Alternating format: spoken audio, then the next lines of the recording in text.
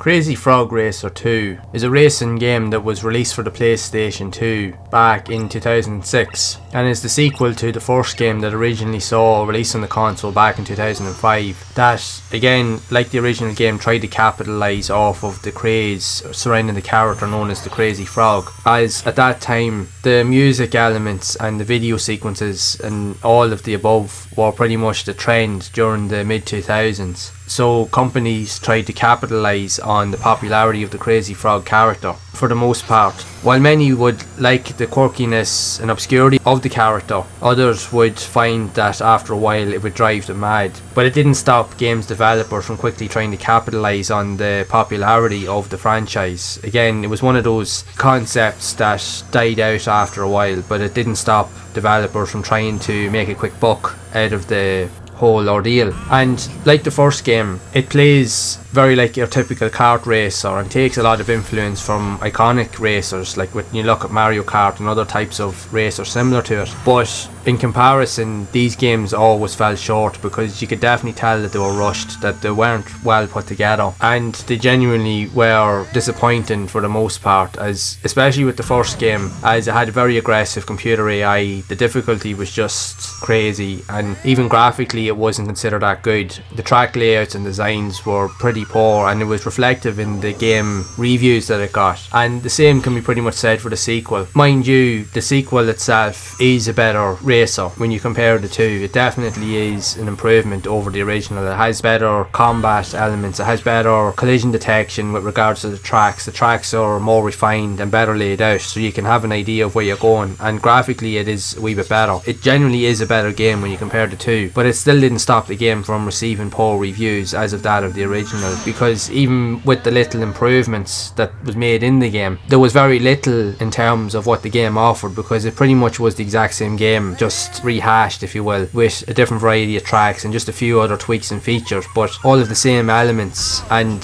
pretty much annoying features were evident in this game as well, even though it was a little bit more refined and a wee bit easier to get into. And you'll find after playing for a while it gets repetitive very, very quickly, because the characters in the games, again, with it being the Crazy Frog, if you were playing this game, the frog character is the only reason why you'd want to play the game, because the other characters, even though some of them look cool, they don't really stand out as such, because nobody would have even known about them or really even cared about them as such. So they were just kind of, there was loads of elements just thrown into this game just to kind of make up numbers so that they could sell it. But again, it's not as well executed compared to other racers of the time. Again, it was just more of a quick cash grab just to make a quick buck, to capitalise on a popular trend at that time. But around the time when this game came out, that trend was starting to die off. People were starting to go on to different things and starting to listen to or enjoy different styles of music or different type of topics and trends at the time. And with regards to this and its predecessor are considered to be among some of the worst racing games to be released on the PS2 as a result. Like, there's still people that play this game, and for what it does play decent enough, and